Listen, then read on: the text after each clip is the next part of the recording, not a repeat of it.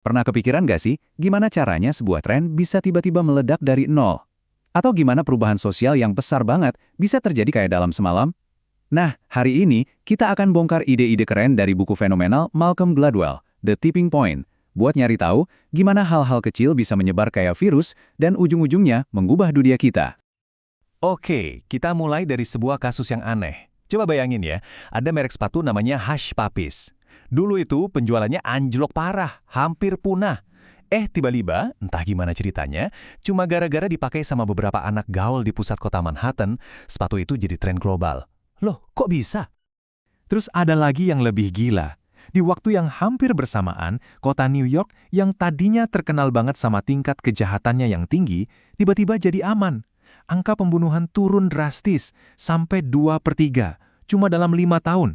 Ini bukan sekedar perbaikan kecil ya, ini tuh kayak keajaiban.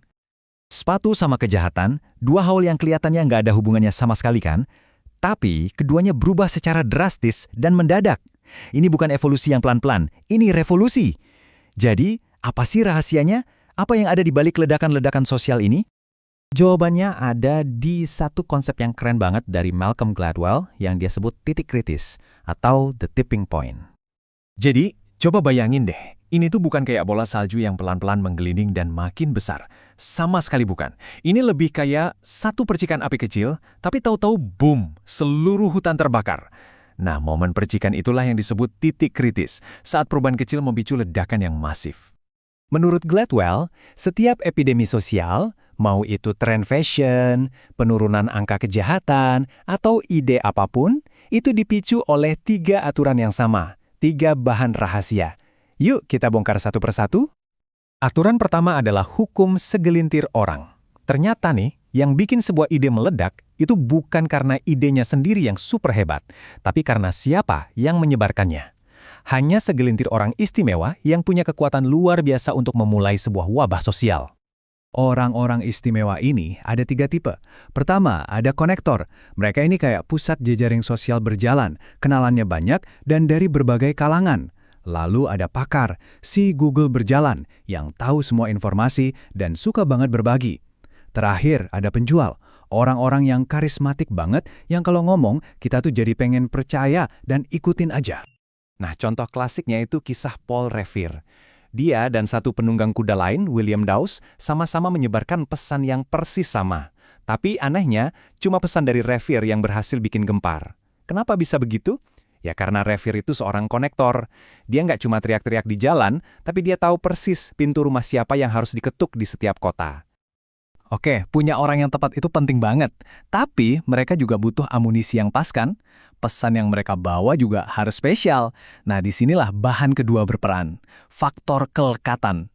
Idenya harus dibuat begitu rupa sampai nempel di otak kita dan nggak bisa lupa.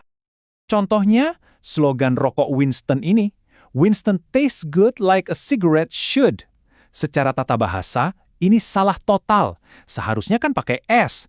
Tapi justru karena kesalahan itulah semua orang jadi ngomongin slogan ini, idenya jadi melekat, gampang diingat, dan akhirnya bikin Winston jadi merek nomor 1. Dan ini contoh yang gila banget soal gimana kelekatan itu bisa direkayasa. Coba lihat acara TV anak-anak, Blue's Clues. Mereka sengaja bikin alurnya simple, pelan-pelan, ngajak anak-anak ikut mikir, dan bahkan episodenya diulang 5 hari berturut-turut. Hasilnya, acara itu jadi super lengket buat anak-anak. Mereka nggak bisa berhenti nonton, dan ratingnya meroket.